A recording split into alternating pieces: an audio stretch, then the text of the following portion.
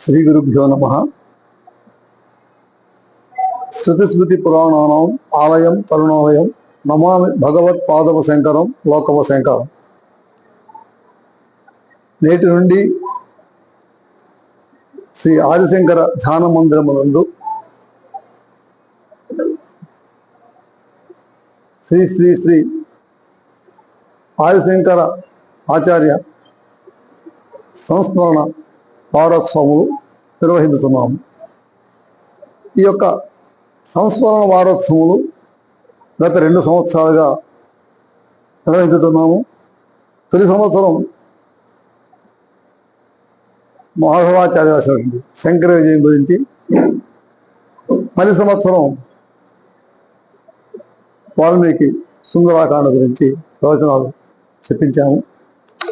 ఈ సంవత్సరం తిరుపతి వాస్తవ్యులు బ్రహ్మశ్రీ కోరుగంటి శ్రీరామలాల శర్మ గారి బ్రహ్మసూత్ర భాష్యము మరియు ఆధ్యాత్మిక ఉపన్యాసములు ఇచ్చుటకు ఏర్పాటు చేసి నేటి ఉదయం కార్యక్రమాలు ప్రారంభించాము. ఈనాటి విశేషం ఏమిటంటే, శ్రీమద్ జగద్గురు శ్రీ శ్రీ శ్రీ ఆదిశంకర భగవత్పాదుల వారు ధర్మరక్షణ, ధర్మ ప్రచారము, అద్వైత మత సిద్ధాంత ప్రచారం నిమిత్తము మన భారతదేశం 4 మూలల 4 పీఠాలు స్థాపించారు. వాటినే చితురామ్నాయ పీఠాలు అంటారు. వాటిలో భాగంగా అందులో మొదటిదైన ప్రాజ్ఞామ్నాయ గోవర్ధన పీఠాన్ని నాటి ఓడ్యాన దేశంలోనూ నేటి ఒరిస్సా రాష్ట్రంలోనూ కల ప్రసిద్ధ పుణ్యక్షేత్రం పూరీ నందు స్థాపించినారు. శంకరాచార్యులు వారు తమ శిష్యులలో ఒకరైన శ్రీ శ్రీ శ్రీ హస్తామలకాచార్యుల వారిని తొలి పీఠాధిపతిగా నియమించుతూ ప్రజ్ఞానం బ్రహ్మ అనేది మహావాక్యాన్ని ప్రతిపాదిస్తూ ఋగ్వేద అధ్యయనం కావించుతూ అక్కడ ధర్మ ప్రచారణ చేయమని అప్పటి పీఠాధిపతిని నిర్దేశించినారు. నేటిగా కూడా ఆ యొక్క హస్తామలకాచార్య సంప్రదాయంలోనే పూరీ పీఠ నిర్వహణ జరుగుతున్నది. ఈ మఠాన్ని భోగవాడ సాంప్రదాయానికి చెందినది. ఈ మఠానికి ప్రస్తుత పీఠాధిపతి జగద్గురు శంకరాచార్య శ్రీ శ్రీ శ్రీ నిశ్చలానంద సరస్వతి స్వామి వారు. శంకరాచార్య మధ్యమాం అస్మదాచార్య పర్యంతాం వందే గురు పరంపరాం. అజ్ఞానాంతర్గహన పతితానాత్మబుద్ధి ప్రకాశైః త్రాతుం లోకాన్ భవదవశిఖా తాపపాపత్యమానాన్ ముక్త్వా మౌనం వటవిటపినో మూలతో నిష్పపంతి శంభోర్మూర్తిశ్చరతి భువనే శంకరాచార్య రూప. మాణిక్య శాస్త్రి విదుషాం గురూణాం చరణస్మృతి బాధికా సర్వవిఘ్నానాం ఇష్టానాం అస్తు శాస్త్ర. నమసభాయే.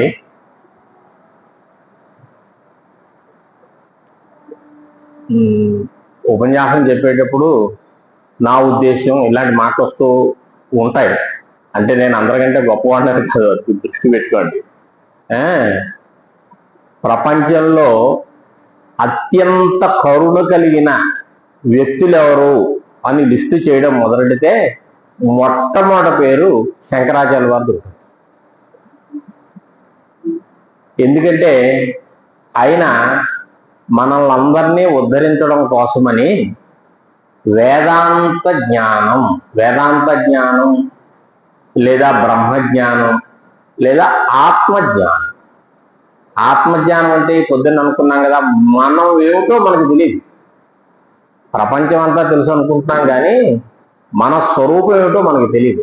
మన స్వరూపం ఏమిటో మనకి తెలియజేయడం కోసమని ఆయన ప్రస్థానత్రయాన్ని రాశారు. అంటే 12 ఉపనిషత్తులకి ఎక్కువగా ప్రసిద్ధమైనటువంటి దశోపనిషత్తులు. దీంతో పాటు ఆయన శ్వేతాశ్వేతరోపనిషత్తు, నృసింహతాపనియోపనిషత్తు అని ఆ 2 ఉపనిషత్తులకి కూడా భాష్యం రాశారు. 12 ఉపనిషత్తులకి భాష్యం రాశారు. 555 సూత్రాలకి భాష్యం రాశారు.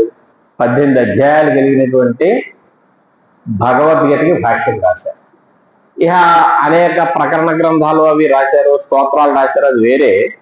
కానీ ముఖ్యంగా చెప్పుకోవాల్సినటువంటి శంకరాచార్యుల వారి రచనలలో అతి శ్రేష్టమైనవి, ముఖ్యమైనవి ఏమిటి అంటే ఎవళ్ళైనా ప్రస్థానత్రయం అని చెప్తారు. కానీ ఈ ప్రస్థానత్రయం చదవడానికి అలసులు అంటే అర్థం ఏంటి అంటే శారీరకంగా, మానసికంగా శక్తి లేని వాళ్ళు. కాబట్టి ఇప్పుడు పొద్దున్న నుంచి జపం చేసుకోమన్నారు అనుకోండి, ఇదేంటి మంచి మడిబట్ట కట్టుకుని ఇలాగ నడు ఇలా ఉంచకుండా అలా పెట్టి ఇలా చేసి పొద్దున్న నుంచి ఒక పురస్కారం జపం చేయమంటే, ఏమండి, లేదా ఒక 100 సార్లు విష్ణు సహస్రనామం పారాయణ చేయమన్నారు. ఇప్పుడు మనం చేయగలమా? చేయలేము. కానీ విష్ణు సహస్రనామం పారాయణ చేస్తే ఎంత ఫలితం వస్తుందో అంత ఫలితం శ్రీరామ రామ రామే రమే రామే మనోరమే సహస్రనామ తత్తుల్యం రామనామ వరాననే అన్నట్టుగా ఈ ప్రస్థానత్రయంలో ఆయన ఏ విషయాన్నైతే ఉపపాదన చేశారో ఆ విషయాన్ని సరళంగా మళ్ళాంటి వాళ్ళకి తెలియడం కోసమని ఉపదేశ శాస్త్రి అని ఒక పుస్తకం రాశారు. శతశ్లోకేన పండిత అని ఒక ఇది ఉంది. ఏమండి, 100 శ్లోకాలు వస్తేనే పండితులు అయిపోతాం. పండితులు అయిపోతే స్టేజ్ ఎక్కి మైకి మీద కూర్చుంటాం. మీరు ఈ ఉపదేశ శాస్త్రి చదవమంటే ఇంకా 900 శ్లోకాలు ఎక్స్ట్రా చదివినట్టే కదా.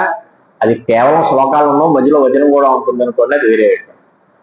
ఇంత కష్టం మేము పడలేమండి అనే ఎవడో ఒకడు పుడతాడని ఆయన ముందే తెలిసింది, ఆయనకు అర్థమవుతుంది కదా. అందుకని 1000 చోటాల ఉపదేశ శాస్త్రి చదువుకోలేని వాళ్ళ కోసమని శతస్సులోకి ఒక పుస్తకం రాశారు. మాకు పండితులు అయ్యే ఉద్దేశం లేదండి, 100 శ్లోకాలు చదివితే పండితులు అయిపోతాడు అనుకున్నాం కదా. మాకేదో మా గురించి మాకు తెలిస్తే చాలు, మాకు పండితుడు అయ్యే ఉద్దేశం లేదు, 100 శ్లోకాలు కూడా చదువుకోలేము అనేవాడు ఎవడైనా ఉంటాడేమో అని దశస్సులోకి రాశారు. ఈ 10 శ్లోకాలు కూడా నా వల్ల కాదు అన్న వాళ్ళ కోసం ఏకస్సులోకి ఒకటి రాశారు. ఇంకంతకంటే అంటే అక్కడి నుంచి ఇక్కడికి దిగారు, మన గురించి ఇక్కడికి దిగారు, ఇక్కడికి వచ్చేసారు, మన నెత్తి మీదకో మన హృదయంలోకో. ఇంకింతకంటే ఎవడు ఏ మనిషి ఎవడు ఏం చేయలేడండి, అంతే కదా. ఏ పరమాత్మ అయినా ఎవరైనా ఇంతకంటే మనకి సౌలభ్యం ఏమిస్తారు చెప్పండి. అటువంటి దాంట్లో దశస్సులోకి అనేటటువంటిది ఒక ఉత్తమమైనటువంటి ప్రకరణ గ్రంథం. దీనికి మధుసూదన సరస్వతి స్వామి గారని ఆయన సిద్ధాంత బిందువు అని ఒక వ్యాఖ్యానం రాశారు ఈ 10 శ్లోకాలు. మధుసూదన సరస్వతి స్వామి వారి గురించి ఒక మాట చెప్తూ ఉంటారు. ఇప్పుడు మీ అబ్బాయి బాగా తెలియని వాడు అనుకున్నాం, బాగా లెక్కలు చేసేస్తున్నాడు తెగ. వాళ్ళకి 5-6 తరగతులను 7-8 తరగతుల లెక్కలన్నీ స్వయంగా చేసేస్తూ ఉంటే వీడు ఎంత తెలియనివాడు గొప్పవాడు కనిపెట్టడానికి ఏం చేయాలి చెప్పండి. ఈ ఊళ్ళో ప్రసిద్ధుడైనటువంటి ఓ మ్యాథమెటిక్స్ లెక్చరర్ దగ్గరికి తీసుకెళ్తే అనుభవం ఉన్న వాళ్ళ దగ్గరికి ఆయన వీడి స్థాయి ఏమిటి అనేది చెప్తారు, అంతే కదా. అలాగా మధుసూదన సరస్వతి యొక్క పాండిత్య గరిమని ఎవరు తెలుసుకోగలరు అంటే మధుసూదన సరస్వత్యాహ సారం వేత్తి సరస్వతి. ఏమండి, సరస్వతి మాత్రమే ఆయన పాండిత్యాన్ని దాన్ని తెలుసుకొనగలదు, మామూలు వాళ్ళు ఎవరో తెలుసుకోలేరు. ఏమండి, ఇందుకే సరస్వతీదేవి అంత గొప్పవాడండి. సరస్వతీదేవి ఎవడ సర్టిఫికెట్ ఇచ్చాడు అంటే సరస్వత్యా సారం వ్యక్తి మధుసూదన సరస్వతి. సరస్వతిలో ఉండేటటువంటి గొప్పదనాన్ని దాన్ని కూడా మధుసూదన సరస్వతి తెలుసుకోగలడు, వేరే వాళ్ళు తెలుసుకోలేరు అని ఒక శ్లోకం ఉన్నది. అంత గొప్ప ఆయన ఆ మధుసూదన సరస్వతి స్వామి వారు. ఆయన ఈ సిద్ధాంత బిందుని ఈ దశశ్లోకి వ్యాఖ్యానం రాశారు. అది ప్రతి పంక్తి మనం చదువుకుంటూ చెప్పుకోలేము. అక్కడక్కడ దాన్ని నేను కొన్ని పంక్తులు చెప్తూ శ్లోకాలని మటుకి 10 శ్లోకాలు చెప్పి దానికి అర్థం చేసుకుంటాం. ఈ కొంతమందికి మనం డైరెక్ట్ గా అన్నదానం చేస్తూ ఉంటాం, కొంతమందికి ఇండైరెక్ట్ గా కూడా అన్నదానం చేస్తాం. ఏ అన్నదానం చేసే సంస్థ ఉందనుకోండి, దానికి బియ్యం ఇవ్వడమో డబ్బులు ఇవ్వడమో చేశారు అంటే ఇప్పుడు ఆ అన్నదానంలో మీరు భాగస్వాములు అయ్యారా లేదా? కానీ డైరెక్ట్ గా అయ్యారా? ఇండైరెక్ట్ గా. అదే మీరు ఇంట్లో వంటలు పెట్టారనుకోండి, అది డైరెక్ట్ గా. అలాగే శంకరాచార్యులు వారు కొంతమందిని సాక్షాత్తు ఉద్ధరణ చేశారు. మనలాంటి వాళ్ళని సాక్షాత్తు ఉద్ధరించడానికి కుదరలేదు. ఎందుకంటే ఆ కాలంలో మనం లేం కదా. అంచేత పరంపరయ, సాక్షాత్ పరంపరయావా అందరినీ కూడా జీవాన్ సముద్ర దీర్ఘు, ప్రపంచంలో ఉండే అందరూ ధరించాలని ఆయన ఉద్దేశం. అంతే తప్ప ఆ కాషాయం కట్టుకున్న వాళ్ళే ధరించాలి, లేకపోతే కేరళ వాళ్ళకి కొంచెం ఎక్కువ అవకాశం ఇద్దాం, ఇంకేదో ఆయన కేరళ కదా, అలా ఏమనుకోలేదు. ఏమండి, అసలు మన సంస్కృతిలోనే ఇది లేదండి. సర్వే జనా సుఖినోభవంతో అనే తప్ప మదీయా జనా సుఖినోభవంతో అనే మాట ఎవరు మాట్లాడరు. ఆయన ఏం చేయాలి, మనకు కావాల్సింది ఏమిటి అంటే ఆత్మానాత్మ వివేకం. ఏమండి, మీకు గుర్రం అంటే ఏమిటో తెలియాలండి.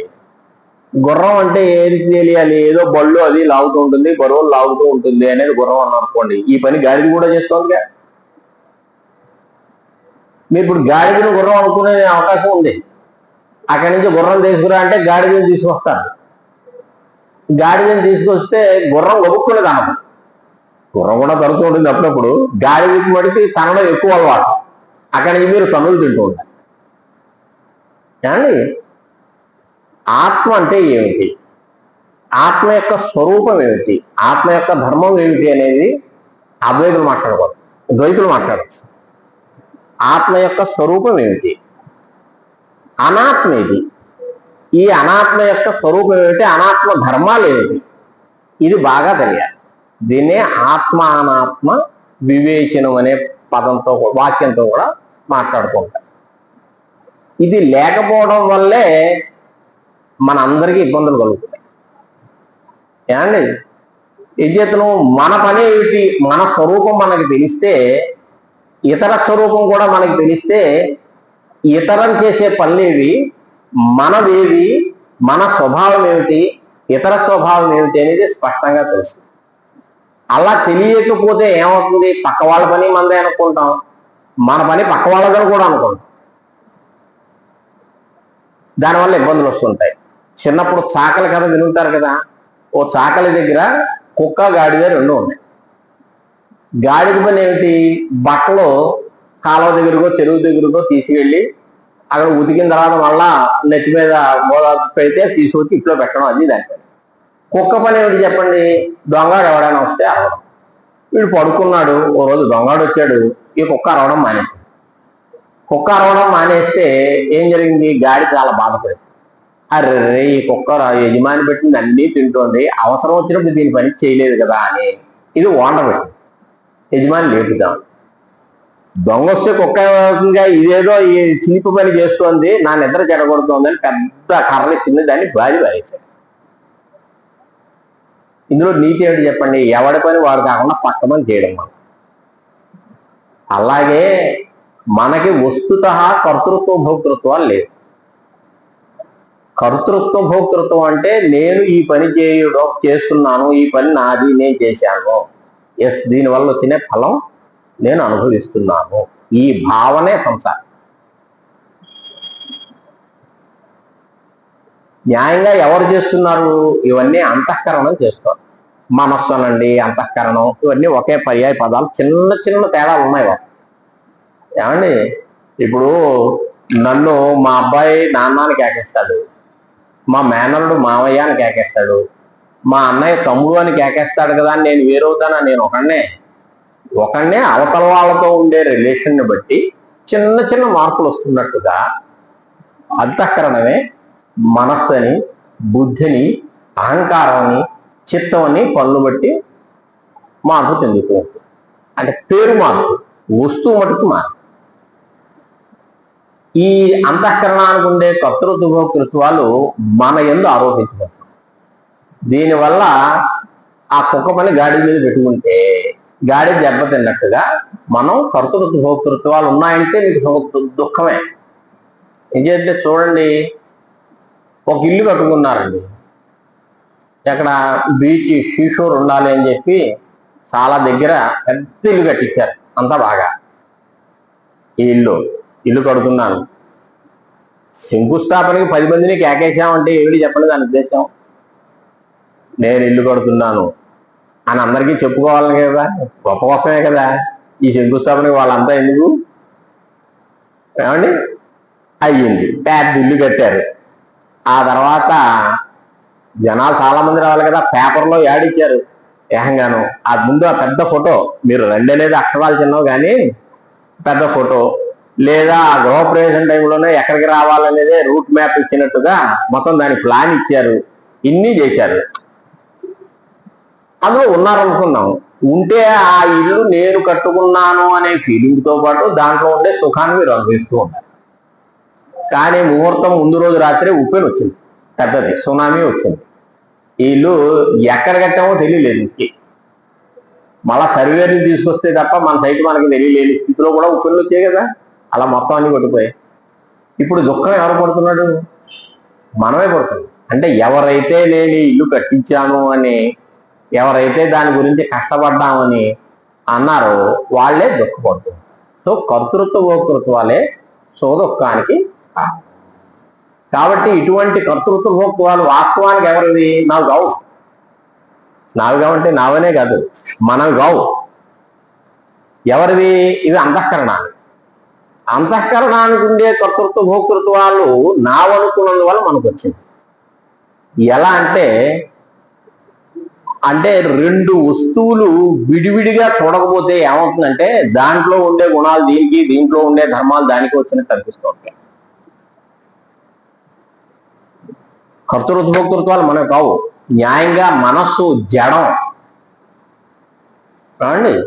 మనస్సు జడం అయితే మీరు లోకంలో ఒక్క వేదాంతం మినహాయిస్తే ఎక్కడైనా చూడండి, నా మనస్సు చెల్లించిందండి, అది చూసి జాలితో నిండిపోయిందండి, ఇదండి అదండి అని బోల్డ్ మాట్లాడతాం. ఇవన్నీ ఒక చేతనుడికి ఉండేది. ఎప్పుడైనా ఈ ఉపన్యాసం విని మైకు భయపడిందండి, లేదా ఉపన్యాసం విని మైకు సంతోషపడిందని ఎవడైనా అంటున్నాడా? మైకి భయం ఏమిటా? అసలు ఏం మాట్లాడుతున్నారు? మైకి భయం ఏమిటి? మైకి సంతోషం ఏమిటి? ఏమి ఉండవు. ఈ మనస్సు కూడా మైకు లాంటిది, జడం. కానీ నా మనస్సు చాలా బాధపడింది, నా మనస్సు ద్రవించిపోయింది. ఇలాంటి ఎన్ని కబుర్లు చెప్తామండి. ఇవన్నీ చేతనం ఉండి ఒక మనిషికి ఉండే ధర్మాలు. ఇవన్నీ మీరు మనసుకు అంటగడుతున్నారు, జడమైన మనసు. ఇది మనసుకు ఉండే కర్తృత్వ భోక్తృత్వాలు మనలో ఆరోపించుంటాయి. ఇది ఎలా జరుగుతుందంటే దానికి ఉదాహరణ చెప్పారు. ఒక ఇనప గుండు లేదా ఇనప కమ్మే ఏదో పెట్టుకోండి, ఒక కొలివిలో బాగా కాల్చారు చాలాసేపు. ఏమైపోయింది? అది ఎర్రగా అయిపోతుంది. అప్పుడు ముట్టుకుంటే ఏమవుతుంది? కాలుతుంది. కట్టు పెట్టారు. ఏమైంది అని అడిగారు. ఏముంది, ఆ ఇనపగుండు కాలిందయ్యా. ఇనపగుండు కాదు కాలింది, చెయ్యి కాలింది, ఇనపగుండు కాల్చింది. ఈ అట్లగాడ ప్రయోగం, పోనీ ఇనపగుండు లేకపోతే అట్లగాడ ప్రయోగాలు మనం చాలాసార్లు జరుగుతాయి కదా చిన్నప్పుడు. ఏం కాలింది? అట్లగాడ కాల్చింది. అంటే ఇప్పుడు ఈ కాల్చడం అనేది చూశారు, ఈ కాల్చడం అనే గుణం దేంట్లో ఉందనుకుంటున్నాం మనం ఇప్పుడు? ఇనపగుండో అట్లగాడో ఎట్లా ఉందో. కాల్చడం అనే ధర్మం వన్నిదా అట్లగాడగా చెప్పండి? వన్నిది, అదే అగ్నిది. కానీ అట్లగాడ కాలింది, అట్లగాడ కాల్చింది, కాలింది అనేదే కాల్చింది అని ముందే అనుకున్నాం కదా. ఈ మాటల వల్ల మనకి ఈ దేనికి కాల్చుట అనే ధర్మాన్ని అంటగట్టాము, ఆ అట్లగాడికి దానికి. అలాగే ఎరుపు రంగు ఉంది చూశారు, ఆ ఎరుపు రంగు ఎవరిది? వన్నిది. అలాగే ఎర్రగా ఒక గుండ్రం కూడా ఉంటుంది కదా, నిప్పు కనకనలాడుతూ మనం ఏది పొయ్యిలో పెట్టామో అది కొలివిలో అదే ఆకారం ఉంటుంది, ఎర్రగా అయిపోతుంది ఆకారం అంటారు. అంటే దీనికి వర్తులత్వము అంటారు. అంటే గుండ్రంగా ఉండడం. ఇనప గుండు అన్నాను కదా ముందు. వర్తులత్వం, ఇలాంటివన్నీ అగ్నికి ధర్మాలుగా వచ్చినట్టు.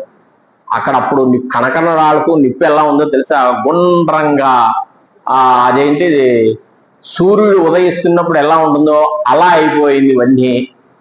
ఇలా అంటాం. ఇవన్నీకి ఆకారం ఉందండి, ఇవన్నీకి న్యాయంగా ఆకారం లేదు.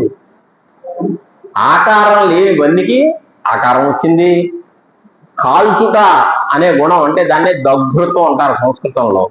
ఇది లేని ఆ ఇనుముకి ఆ గుణాలు వచ్చాయి. ఇవి రెండు దేని వల్ల వచ్చాయి? కలయిక వల్ల. ఆ రెండు కలవడం వల్ల ఒకదాని ధర్మాలు ఒకదానికి వచ్చాయి. అలాగే అహం అనే దానికి అర్థం ఏమిటి అంటే, న్యాయంగా అహం అనే పదానికి ఆత్మ అర్థం, కానీ పక్కనే ఉంటుంది ఇది ఈ అంతఃకరణం. ఈ అంతఃకరణం కూడా ఎక్కడైతే ఆత్మ యొక్క ఉపలబ్ధి స్థానమో అక్కడే ఉంటుంది. ఇలా కూడా కాదు, ఆత్మ యొక్క ఉపలబ్ధి స్థానమే అంతఃకరణం. హృదయం అంటారు చూశారు.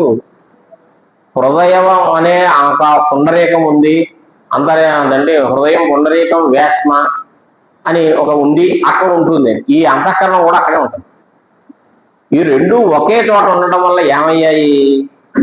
ఏదేదో మనకు తెలియట్లేదు. అంటే ఒకే చోట ఉండడం వల్ల దాని తేడాన్ని గ్రహించలేకపోతున్నాం.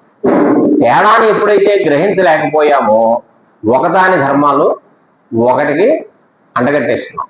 అంటగట్టేసి అహం జానామి, అహం ఇచ్చామి, నేను కోరిక కలుగుతున్నాను, నా కోరిక కలిగింది. కోరిక మీకు కాదు, అంతఃకరణాన్ని అవన్నీ కామ సంకల్ప విజికిత్స శ్రద్ధ అశ్రద్ధ భూతికి భీతి సర్వం మన ఏవా అని పద్ధతి చెప్తారు. ఇవన్నీ మనస్సు యొక్క వృత్తులే తప్ప ఆత్మకి ఏమీ లేదు. కానీ మీరేం మాట్లాడుతున్నారు?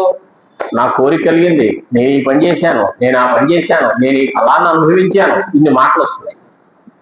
ఇవన్నీ వాస్తవానికి ఎవరిది? ఇది మనస్సు. ఆ మనస్సు ధర్మాలు మన యందు ఆరోపించుకుంటున్నాం. అలాగే మన యందు ఈ చైతన్యం అనేది ఉందో అదేమో మనస్సుకి అంటగట్టేసి నా మనస్సు ద్రవించిపోయింది, ఇలాంటి మాటలన్నీ మాట్లాడతాం. కాబట్టి ఆత్మానాత్మ వివేకం ముందు కావాలి. ఆత్మానాత్మ వివేకం వస్తే ఇది ఆత్మ, ఇది అనాత్మ, దీని స్వభావం ఇది, దాని స్వభావం ఇది అని వేరేగా ఒక నిర్ణయానికి వచ్చామనుకోండి, అప్పుడు ఈ ఆత్మకు అసలు ఏ ధర్మాలు అనే మాట అర్థం రాదు. ఏమండి, ఆత్మ స్వభావం ఏమిటి? దాని కర్తృత్వం లేదు, భోక్తృత్వం లేదు, ఏమీ లేదు. అటువంటిది అని కనుక తెలిసినప్పుడు ఈ కర్తృత్వం భోక్తృత్వం ఇవి రెండే పెద్ద పాశాలు. కర్తృత్వం ఉంటే భోక్తృత్వం ఉంటుంది. మీరు పనిచేస్తే ఫలం, కానీ పని చేయకుండా ఫలం ఎలా ఉంటుంది చెప్పండి? పనిచేస్తే ఫలం అనుభవించాలి. పనిచేస్తే ఫలం అనుభవిస్తున్నాం అంటే అదేంటండి, నేను చేస్తున్నది మంచిదే కదా అంట.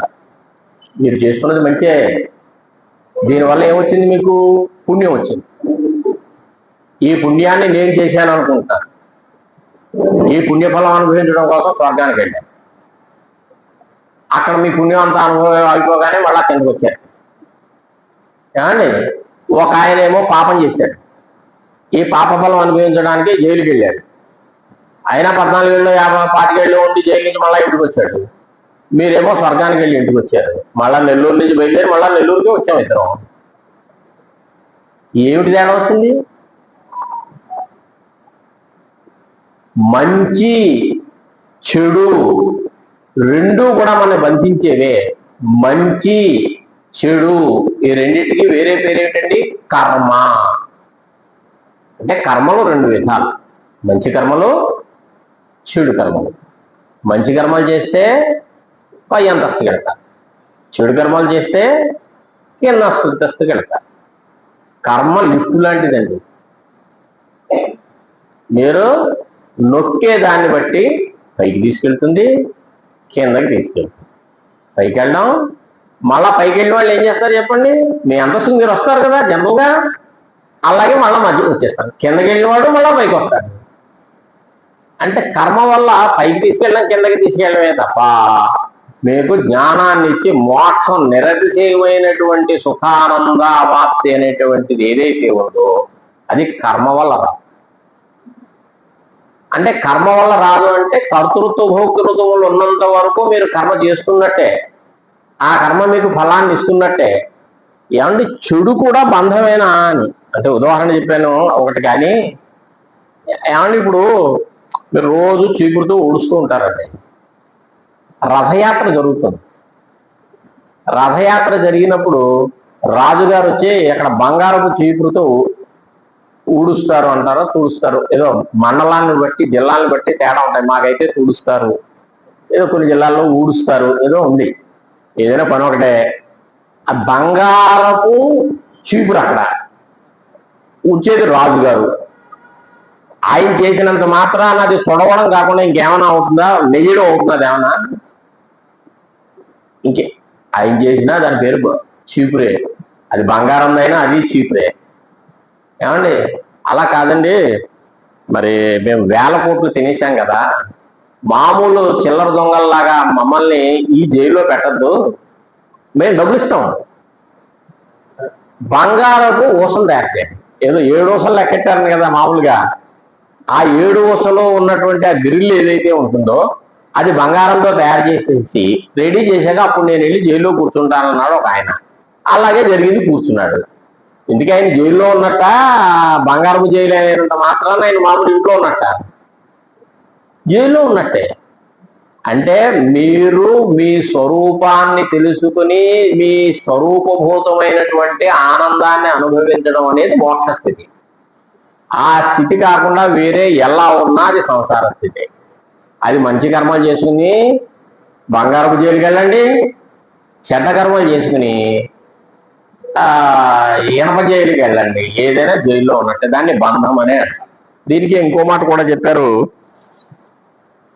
అసలు స్వర్గానికి కొంతమంది లక్షణం చెప్పారు. ఏమిటి అంటే ఏమాత్రము దుఃఖ స్పరిశ లేనటువంటి స్థానము స్వర్గము అనేది ఒక శ్లోకంలో దానికి ఏమాత్రము దుఃఖ స్పరిశ లేని స్థానము స్వర్గము అన్నారు. ఏమండి ఏసీ హాల్కి వెళ్ళారనుకోండి, వేసవకాలం చాలా హాయిగా ఉంటుంది, హాయిని అనుభవిస్తున్నారు, ఆడ హాయిగా ఉంది. కానీ ఆ సినిమా ఏమో పరమచండాల సినిమా, తలనొప్పి వచ్చేసింది. ఏదో ఒంటికి చెమటలు పడతాయి కదా అని మీరు స్వర్గానికి వెళితే, అదే సినిమాకి వెళ్తే తలనొప్పి వచ్చింది. ఇలా కూడా జరుగుతుంది కదా. ఇప్పుడు స్వర్గం ఉంది అనుకున్నాం, మనం ఆలోచిద్దాం, మనకి కాస్త కొంచెం తలకాయ ఉంది, అన్నీ ఉన్నాయి కదా. దుఃఖం అనేది ఎన్ని రకాలు? 3 రకాల దుఃఖం శాస్త్రంలో చెప్తారు. ఆధ్యాత్మిక దుఃఖము, ఆది భౌతిక దుఃఖము, ఆది దైవిక దుఃఖము అని. ఈ ఆధ్యాత్మిక దుఃఖం ఏంటి అంటే ఆత్మానం అధికృత్య జాయతే ఆధ్యాత్మిక దుఃఖం. శరీరానికి సంబంధించిన ఈ ఆత్మపదం కొన్ని వేదాంతాల్లో కొన్ని పదాలకి ఇదే అర్థం మీరు రూఢి చేయలేరు, ముందు వెనకని బట్టి. ఈ ఆత్మ శబ్దం ఆత్మ ఎందు వాడుతుంది, శరీరం ఎందు వాడబడుతుంది, మనస్సు ఎందు వాడబడుతుంది ఉపనిషత్తులు. అంటే శారీరకమైన దుఃఖము ఆధ్యాత్మిక దుఃఖం కిందే వస్తుంది, మానసికమైన దుఃఖము ఆధ్యాత్మిక దుఃఖమే. ఇందాక నేను చెప్పిన ఉదాహరణలో మీరు సినిమా హాల్కి వెళ్ళారు, హాయిగా ఉంది, శరీరానికి ఏ ఇబ్బంది కాల, కానీ మనసుకి ఇబ్బంది పెట్టేది. తలకాయ నొప్పి మనసు ఇబ్బంది పెడితేనే కదా వచ్చింది. అలా కాకుండా మీరు స్వర్గలోకానికి వెళ్ళారు అనుకుందాం. స్వర్గలోకానికి వెళ్తే మనం సినిమాలను బట్టే కదా ఇందా పొద్దున్న అనుకున్నట్టుగా మనకి ఉన్న జ్ఞానం. స్వర్గం ఎలా ఉంటుంది ఒకసారి కళ్ళు మూసుకుని ఏదైనా స్వర్గం చూసిన సినిమా చూడండి.